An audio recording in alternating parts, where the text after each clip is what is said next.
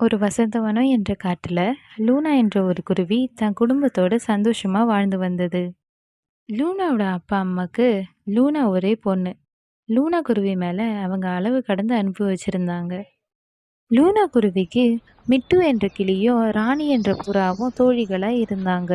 இவங்க 3 பேரும் தினமும் நதிக்கரைக்கு தண்ணீர் கொண்டு வர பறந்து போவாங்க. இன்னைக்கும் அந்த 3 பறவைகளும் தண்ணீர் கொண்டு வர ஒரு பானையை எடுத்துக்கிட்டு நதிக்கரைக்கு போனாங்க. நதிக்கரைக்கு போற வழியில ஒரு மாமரம் இருந்தது. அந்த மாமரம் தண்ணீர் இல்லாம இலைகள் எல்லாம் வாடி போய் இருந்தது. அந்த மாமரம் போற வர பறவைங்களை கூப்பிட்டு தன்னோட வேருக்கு தண்ணீர் ஊற்ற சொல்லி கேட்டது. ஆனா எந்த பறவையும் அந்த மாமரத்துக்கு உதவி பண்ணவே இல்லை. அந்த பக்கமா உணவு தேட பறந்து வந்துகிட்டு இருந்த காலு வெள்ளி என்ற 2 காகங்களும் அந்த மாமரத்துக்கிட்ட வந்து நின்னாங்க. காகங்களே காகங்களே, கொஞ்சம் இங்க பாருங்க. தண்ணீர் இல்லாம என்னோட இலைகள் எல்லாம் வாடி போயிருக்கு. இப்படியே போச்சுன்னா நான் கொஞ்ச நாட்கள்ல இறந்து போய் விடுவேன். அதனால நீங்க என்னோட வேருக்கு தண்ணீர் கொண்டு வந்து கொஞ்சம் ஊற்றுங்க.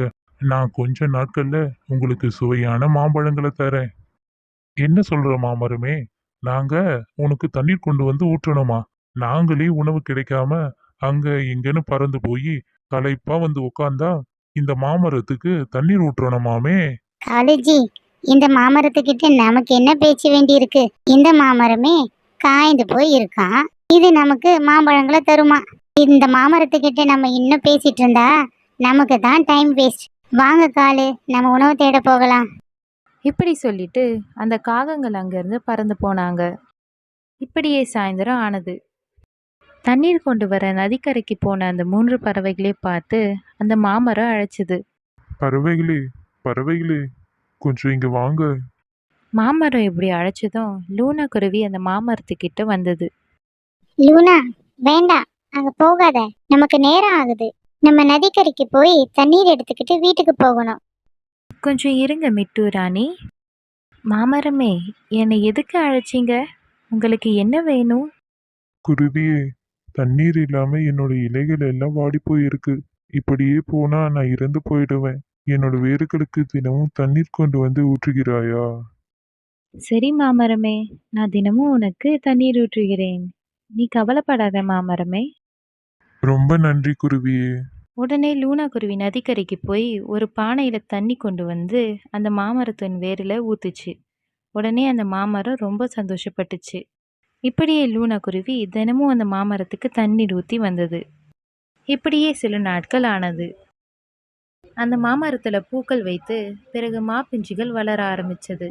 இதை பார்த்த லூனா குருவி ரொம்ப சந்தோஷம் அடைஞ்சது.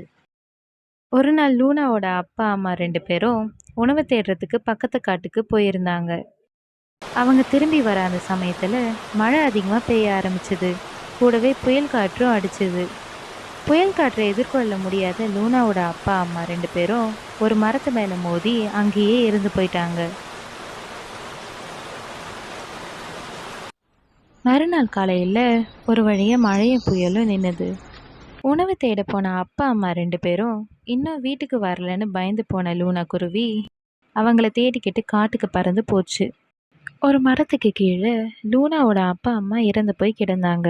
அவங்கள பார்த்த லூனா குருவி, அப்பா அம்மா, நீங்கள் இறந்து போயிட்டீங்களா? இனி எனக்கு யார் துணையாக இருப்பாங்க? உங்களை தனியாக உணவு தேட அனுப்பியிருக்கவே கூடாது. லூனா குருவி தன்னோட வீட்டில் படுத்துக்கிட்டு அப்பா அம்மாவை நினச்சி அழுதுகிட்டு இருந்தது. இந்த சமயத்தில், ஏ காலு, உங்களுக்கு விஷயம் தெரியுமா? நேத்து பெய்த மழையில உணவு தேடுறதுக்கு வெளியில போயிருந்த லூனாவோட அப்பா அம்மா 2 பேரும் இறந்து போயிட்டாங்களாம். ஆமா பில்லி, நானும் கேள்விப்பட்டேன். இப்ப என்ன அதுக்கு? ஏய் சோம்பேறி காலு, நான் சொல்றது உங்களுக்கு புரியலையா?